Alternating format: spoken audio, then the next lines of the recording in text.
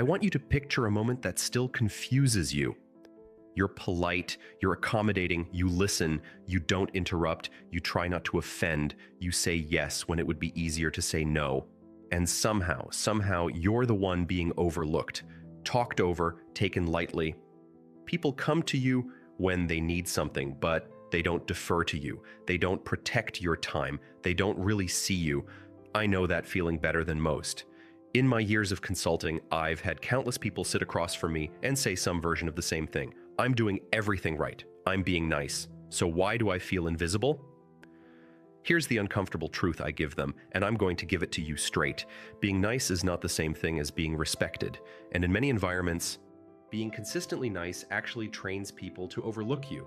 This isn't a character flaw, it's a misunderstanding of human dynamics. What you're experiencing isn't bad luck or bad people. It's a paradox built into how humans assign value and status, and once you see it, you can't unsee it. Today, I'm going to walk you through why being nice makes you invisible, what's actually happening beneath the surface, and how to reclaim presence without becoming bitter or aggressive. This is a blueprint, not a personality transplant. Let's talk science because this pattern is older than any self-help advice you've heard. One of the most relevant studies I use here comes from Stanford University, published in 2009 by psychologists Cameron Anderson and Gavin Kilduff.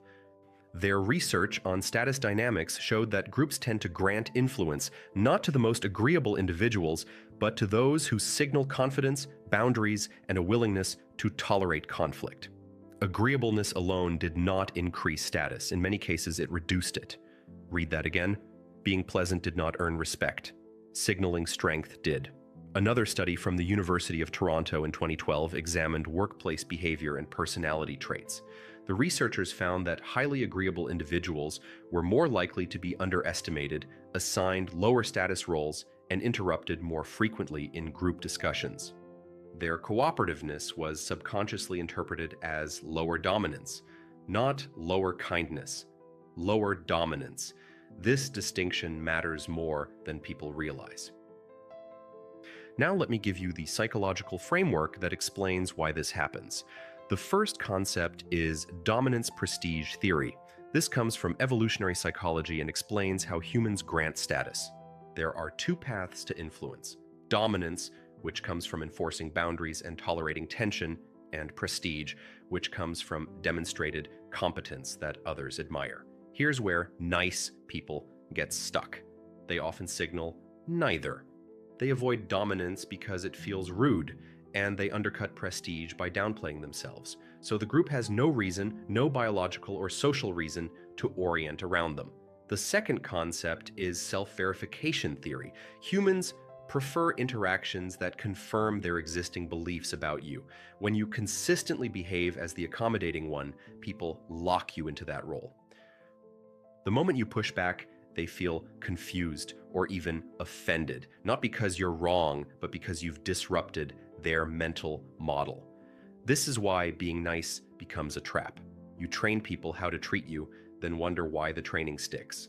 Now let's get practical, because awareness without action just turns into resentment.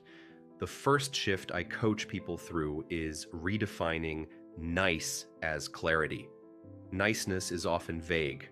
Whatever you want, I'm fine either way. It's not a big deal. Clarity, on the other hand, creates edges. Instead of softening your preferences, you state them calmly and stop talking. For example, when someone asks where you want to eat and you genuinely don't care, say that once. But when you do care, say it plainly. No apology, no justification. Clarity signals self-respect, and self-respect is readable. The second shift is learning to tolerate micro-conflict.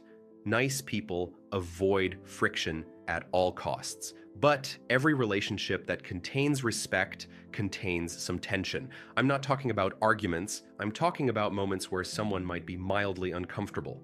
Think about the last time someone interrupted you and you let it slide. The correction didn't need to be dramatic. A simple, "Let me finish this thought," would have recalibrated the dynamic. Avoiding that moment taught them something about your boundaries. Respect grows where tension is survived, not avoided. The third shift is removing unsolicited emotional labor. This one is subtle. Nice people anticipate needs. They smooth things over. They over-explain. They rescue awkward moments. And in doing so, they absorb responsibility that was never assigned to them.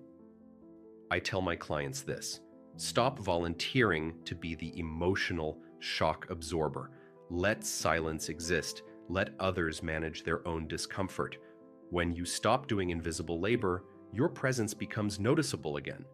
The fourth shift is matching energy, not exceeding it. If you're always giving more than the other person, the relationship becomes asymmetrical.